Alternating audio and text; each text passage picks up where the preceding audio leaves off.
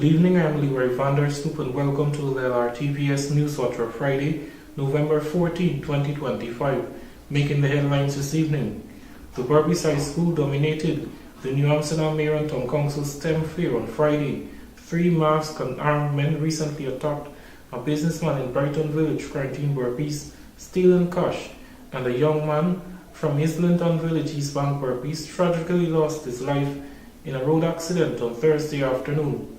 We will bring the full details of those and other stories when Newswatch returns.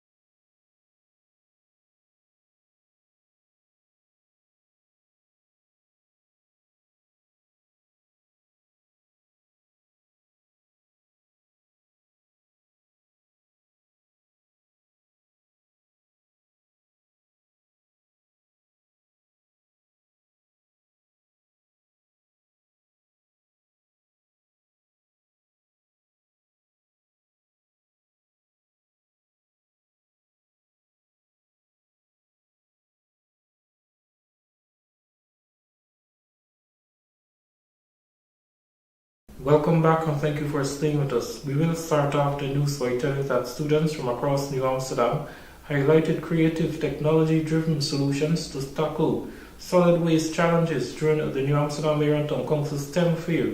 Kyle Rollins has more details. Students from New Amsterdam Multilateral School, Berbice High School, Tutorial Academy Secondary and the Kanji Secondary proudly displayed their creativity and problem-solving skills as they participated in the Mayor and Town Council's STEAM Fair held as part of the 2025 Town Week celebrations. This year's event placed a strong emphasis on innovative approaches to solid waste management.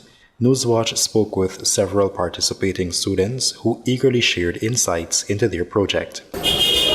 Solid waste management is one of the major environment challenges faced by communities today. So our project is basically here to improve the environment. So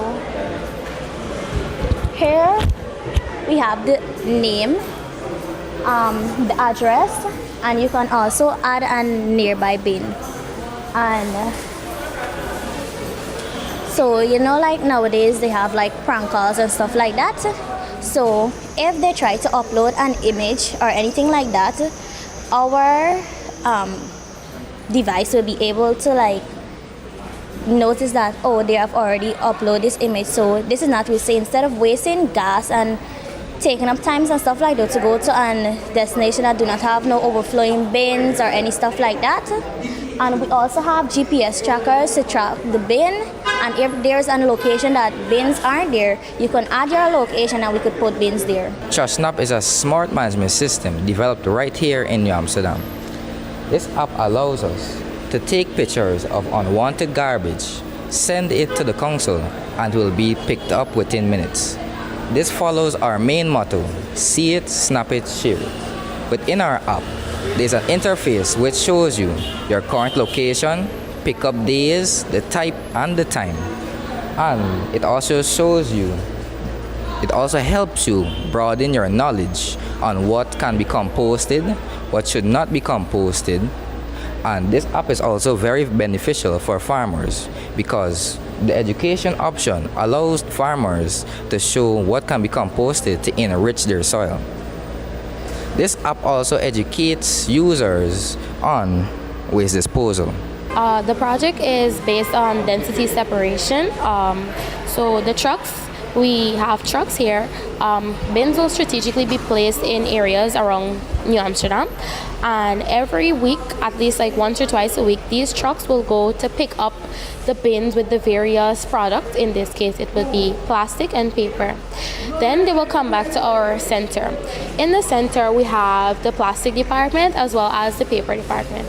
In the plastic department, the plastic colors will be separated manually, and then they will go through a various range of processes until we have our byproduct. So the byproducts that the recycled plastic would give us is fuel oil. That's an alternative source for crude oil, as well as it will give us plastic pellets that can be used to create more plastic products such as bottles and stuff like that. Here we have the paper department, and here the paper will be transported to a paper shredder where it's mixed with water. The reason it's mixed with water is because water will aid in transportation, making transportation easier for the paper to go through the various equipment. So we have our pulping station as well as our de-inking station, because we know that the paper would usually come with some amount of ink on it, so we have to de-ink that paper. So whenever the paper is de-inked, we have clean paper as well as the ink residue. The ink residue can be reused again. The reason we remove the ink is because when we are bringing the paper to the drying press, we do not want the various colors of ink. When you mix those various colors, you will have like a black color, and we do not want our paper to be black. Hence, we use the de-inking system, and we take it to the dry press system as well, making longer sheets, which newspaper or paper manufacturing industries will use or reuse. This is more of a sustainable process rather than creating paper from scratch. The smart recycling plant melts plastic into blocks, where it is then converted into pellets, and then it is then sold to manufacturers so that they could also make products with these materials. The event concluded on Friday, November 14, with the judges commending the schools for their creativity, research, and strong grasp of the theme. This marks the second and final academic activity hosted by the Tongue Day Committee in celebration of New Amsterdam's 134th anniversary.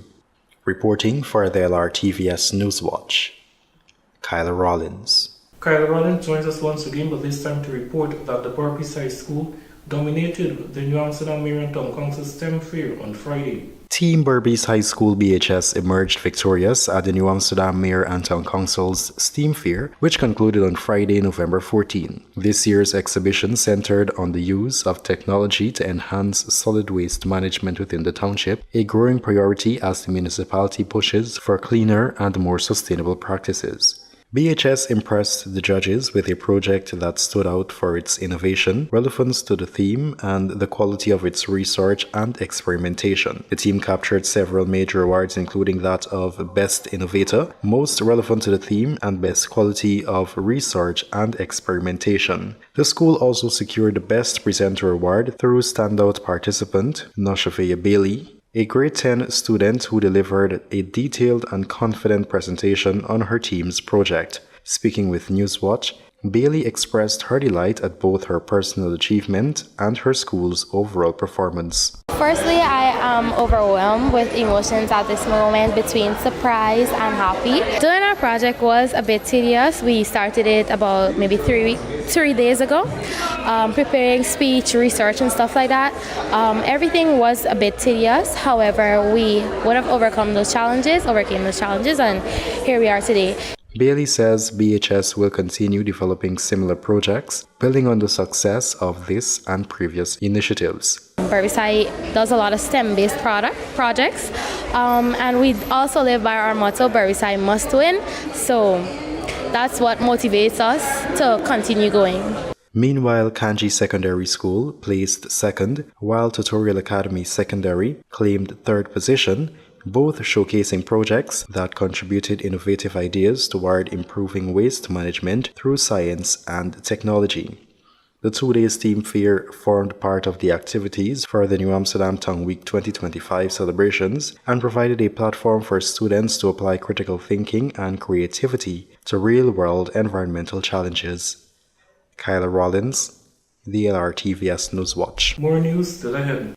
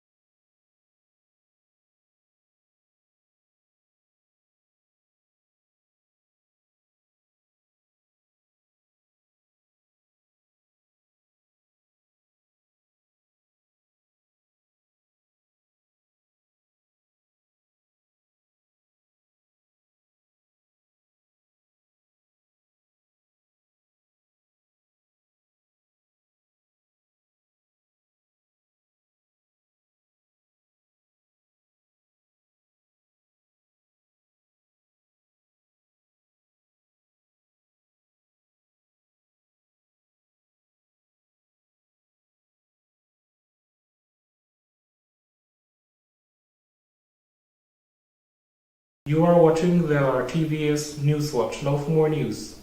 3 masked and armed men recently attacked a businessman in Brighton Village, Quarantine Berbice, stealing cash. More details in this report.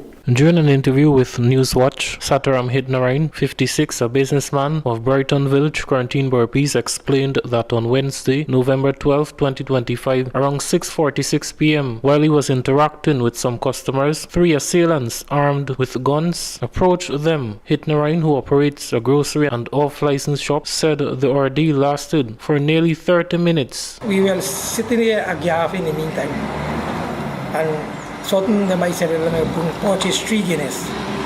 Yeah, 3 of them I was. When we face like this one, we face with the roadside, and the next by face up, and the next by face with this side. You see a man run up with mask, run from the dam there. And he said, don't run. So, well, me too, I want to watch, after he said, don't run.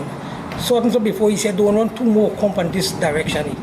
And before them 2 reach here for scrambling, me plunge and go over there, and me fall with the next guy over the city. And we left a gun and then grab me shot back. And then grab the body there. And when they come to carry them 2 guys, me left a gun with the one because they want to match me. Me 2 one down and get me there. So the next 2 they carried inside the shop. And they put them by feel like down with their face at the bottom. So the bike couldn't move, and then they a ramsack. The next one gone in the house. And me had money in the drawer at front there, and they had some money tap the table. So they want tap the table, and take the one tap the table. Some of the money then take. And then they in there and I lose the bike. So I ask who are the person who own this place around the shop. So me tell them, the one asked me, so me tell them, say the buy what they in there, and 2 buyer go in there, then buyer will look after the thing. And afterward, one guy come in to come buy. And when the man walking, this one he see the buy, and he stand up and watch the guy, and then about 3 minutes he lose me there. And after he lose me running there. So after he running there, me collect some bottle from the road corner there. And me start pelt them with the bottle. And the bottle pelt and go straight into the shop there where he hold on the 2 buys them. And then he fire a shot for me. And the shot lick the first one lick at top there. And then he fire back one for me there, but the one that catch me down there. See me continue pelt them, and then afterward, when they don't ransack the place and so, this one run in and tell them, say that, come, let me go here. And them run in and call the next one, or they in me oops, and bring them out and then jump over the fence and then go in there. The bandits ransacked a section of his shop before making off with cash from his daily sales, as well as some money belonging to a customer. They take some of them. They average like about 100 and something $1,000 they go with. plus them take 48,000 pound petrol. Push you on the back pocket because you didn't pay it. Say you have 50 because you come for pay me some money, you owe me some money, and you come for pay. And they take away all the money for it. And the next guy say he not had money. And then carry some for me. Well, me just sell something 2 days, 3 days, then me just pick up money and then check money. We don't pick up money same day. And then carry like about, he had about 100 or something thousand what he take away. Hitnarine stated that the incident was reported to the number 51 police station. Reporting for the LRTVS Newswatch, I am Leroy Vanderstoep. A young man from Islington Village, East Bank, Berbice, tragically lost his life in a road accident on Thursday afternoon. More details in this report. Dead is Daniel North, 22, of 8th Street, Islington Village, East Bank, Berbice. According to a statement from police headquarters, the accident occurred on Thursday, November 13, 2025, at approximately 4:30 p.m. A motor car identified by the license plate PLL 6600 and driven by a 56-year-old man from Lancaster Village, Quarantine, Berbice, was traveling north in the western lane of the Stanleytown, New Amsterdam public road. At the time, North was riding his motorcycle bearing the license plate CP1385 east on the western side of the said public road. At the intersection of the access road and Stanleytown public road, the two vehicles collided. Following the accident, North was transported to the New Amsterdam Public Hospital, where he sadly succumbed to his injuries while receiving treatment. The driver of the motor car is currently receiving care at the same hospital. Speaking with the media at the accident scene, the now deceased man's brother, Delon North, shared that he had received a different account of the incident from the police. Trying to information I received and even a snap of a video. My brother was coming this side. Yeah, driver was with a U-turn when he collided with my brother. And he was pitched into the trench where public citizen he was rushed to the hospital and died a while after. Delon further stated, What I was made to understand that normally he's work on sea, but when he's at home he works, he assists with blacksmithing at the town by a businessman. I understand that they went up the bank and then he left, he took up his bike for wash and he was riding. I can't say where he was going. Probably guessed by a friend online or something. I can't say where he was. What type of person is your brother? Well, he's a Dover person, very understanding. Well, he had some plans that's about a year and something working actually because he used to work with banks, so that definitely showed that he pushy. And it just happened. At least he never was charged, he never went to police matter, he never went to accident before. And he's the owner of the motorcycle that he was riding. The guys work hard to get it. investigations into the accident are ongoing. Reporting for the LRTVS Newswatch, I am Leroy Vanderstoep. More news after these messages.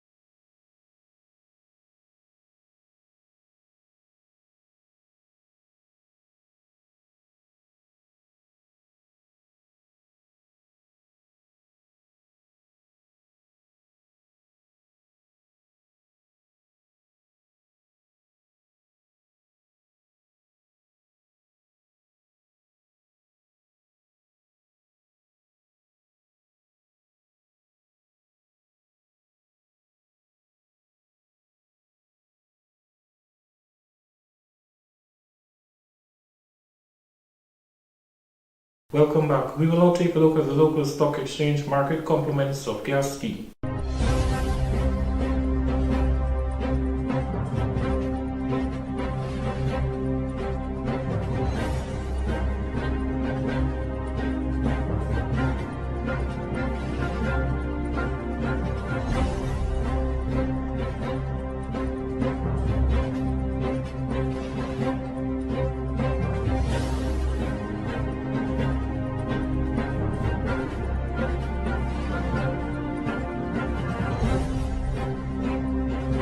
Now for the bridge report. The Berbice River Bridge will be closed to vehicular traffic on Saturday, November 15, 2025 from 13:35 to 1.5 hours. The schedule is subject to change without notice. And that's wrap up tonight's edition of the LRTVS Newswatch. In case you missed the newscast, you can visit our YouTube channel at LRTVS Newswatch to stay abreast about what is happening around you. Remember to subscribe and click the bell icon to know when we post the next video. On behalf of Newswatch's technical and production team, I'm Leroy Vanders too. Thank you for watching.